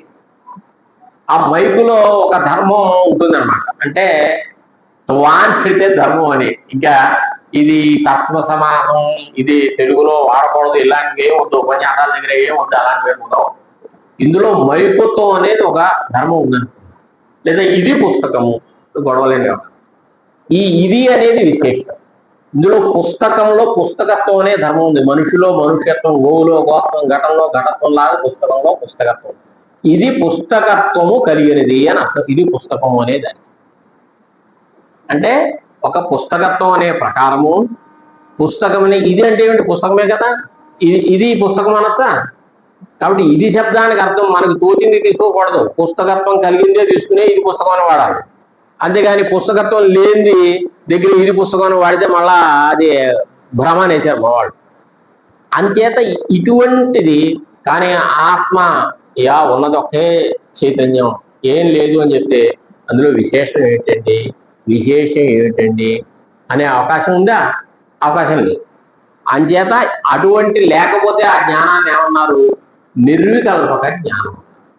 ఈ తత్వమసి అనే వాక్యం వల్ల విశేషణం విశేష్యం ఈ గోళలేవే లేనటువంటి కేవల జీవబ్రహ్మలా అని కూడా అనద్దు, చైతన్య అభేదమే, ఏక చైతన్యం, ఏకాత్మరసమైనటువంటి ఒక్క చైతన్యాన్ని మాత్రమే చెప్పింది దాని. కాబట్టి దానికి నిర్వికల్పక శాబ్దబోధ అన్నం కూడా కుదురుతుంది.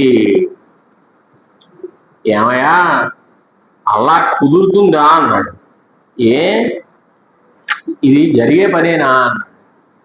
రాత్రి మీరు పడుకున్నారా లేదా? పడుకున్నారు. ఇప్పుడు మీరు ఉన్నారా లేదా? నకోవి బ్రూయా నాహమస్మీతి అంటారు. ఎవడైనా నేను లేననే మాట్లాడు, నేను అక్కడ లేను అంటాడేమో కానీ ఏమండి నేను ఇప్పుడు ఇంట్లో లేను, ఓకే ఇది కరెక్ట్. నేను లేను అనే మాట తప్పే కదా. అంచేత నాహమస్మీతి నబ్రూయా, మీరు ఉన్నారు. మీరు ఎలా ఉన్నారు? ఇప్పుడు ఏం చేస్తున్నారు? మీరు ఏం చేస్తున్నారంటే ఉపన్యాసం వింటున్నారు. అంటే ఉపన్యాసం వినడం అనేటటువంటిది, శ్రవణం అనేటటువంటిది ఒక కర్మ అనుకున్నట్టయితే, ఒక పని అనుకున్నట్టయితే దానికి కర్తగా ఉన్నారు. పడుకున్నారా? రాత్రి పడుకున్నారు. అప్పుడు ఏం చేశారు? ఇప్పుడు నేను కర్తననే ఫీలింగ్ ఉందా లేదా? ఉపన్యాసం వింటున్నాననే ఫీలింగ్ మీకు ఉందా లేదా? అంటే ఈ ఉపన్యాసం వినడం అనే కర్మకి కర్తనని అనుకుంటున్నారా లేదా? అనుకుంటున్నారు. అలాగే స్వప్నం వచ్చింది, కళ, నేను కళ చూస్తున్నాను, అటు చూసాను ఇటు చెరువు వచ్చాక చెప్తున్నారుగా మీరు, నేను అది చేశాను ఇది చేశాను అన్నీ అనుభవించినట్టు అనిపిస్తుంది. మీరు నిద్రపోతున్నప్పుడు నేను నిద్రపోవడం అనే కర్మకి కర్తను అనే జ్ఞానం మీకు కలిగిందా?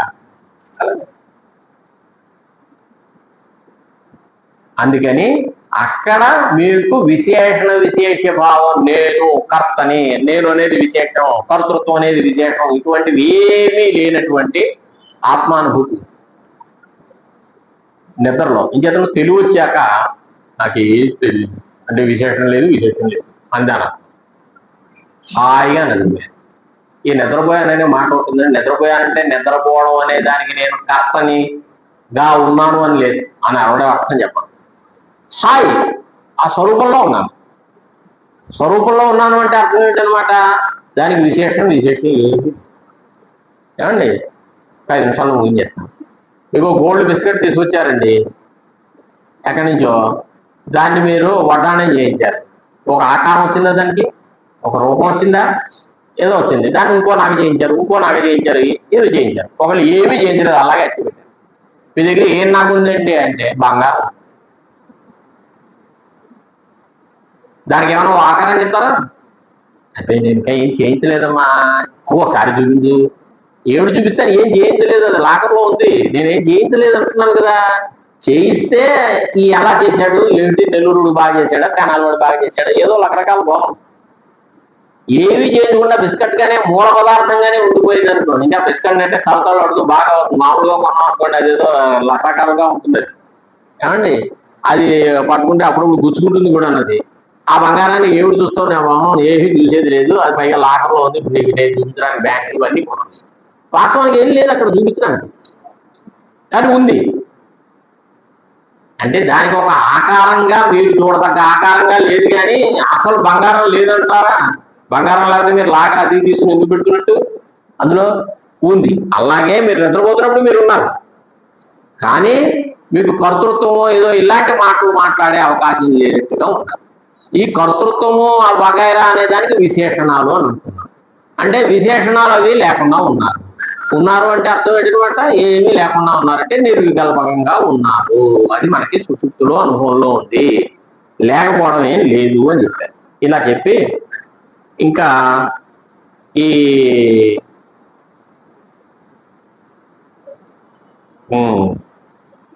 అసలు ఈ పుస్తకం ఎందుకంటే రాయడం అండి అని ఇందాక ఇప్పుడు కూడా ఏంటి అంటే శాస్త్రంలో మొట్టమొదటి కొంచెం సంగ్రహంగా అడుగుతారు, దానికే వివరణ బాగా ఇస్తారు. ఎందుకంటే అహం పదార్థం అంటే మాకు తెలుసు కదా, జీవుడు అంటే త్వం పదార్థం, జీవుడు అనేది మాకు తెలుసు కదా, దీని గురించి పుస్తకం రాయాలా అంటే తత్ర త్వం పదార్థే వాది విప్రత్పత్తయా పద్మం ప్రసజ్యంతే తత్పదార్థస్య శాస్త్రతాత్పర్య విషయతయా అభ్యర్హితత్వేపి త్వం పదార్థస్య మోక్షములుగాగతయా తతోపి అభ్యర్హితత్వ. మొట్టమొదట ఈ త్వం పదార్థంలో ఉండే తేడాలు అంటే ఎవరెవరు ఎన్ని రకాలుగా అనుకుంటున్నాయో అవి ముందు చెప్తున్నాము అన్నారు. ఏమయ్యా, తత్తు త్వం 2 పదార్థాలు ఉన్నాయి. తత్తు అనే పదానికి అర్థం ఏంటండి? పరమేశ్వరుడు. త్వం పదార్థానికి అర్థం ఏంటి? జీవుడు. ఇద్దరులో ఎవరు గొప్పవాళ్ళు?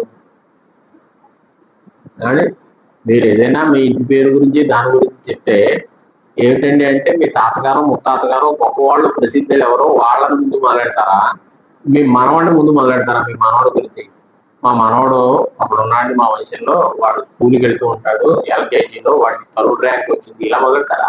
అలా మొదలెట్టుకుంటా గొప్పవాళ్ళ గురించి ముందు చెప్తారు. అలాగే ముందు ఈశ్వరుడు గురించి చెప్పకుండా ఈ జీవుడు గురించి చెప్పడం ఏమిటయ్యా? అభ్యరిహితం పూజ్యం. ఈశ్వరుడు పూజనీయుడు కదా, ఆయన అభ్యరిహితం కదా అంటే మోక్ష ఫలం ఎవరికి వస్తుంది చెప్పండి? ఈశ్వరుడికి వస్తుందా జీవుడికా? జీవుడికి. కాబట్టి అంతకంటే వీడే గొప్పవాడు కాబట్టి వీడి గురించే ముందు చెప్తున్నాము అని చెప్పారు. తత్వభ్యర్థితత్వం తత్ర దేహాకారాయణ పరిణతాన్ని చత్వారి భూతాన్యేవ సంపదార్థి చార్వాట. అంటే మనకి 10 శ్లోకాలు ఉన్నాయి కానీ మొదటి శ్లోకము 8వ శ్లోకమే కొంచెం ఎక్కువగా 2 రోజుల్లో 3 రోజుల్లో, మిగతా అన్ని ఒక రోజులో అయిపోతాయి. అయినా పూర్తి చేసేయడం మన చేతిలో పనే. చివరి పేజీ ఒకసారి పిల్ల అనేస్తే పూర్తి అయిపోతుంది.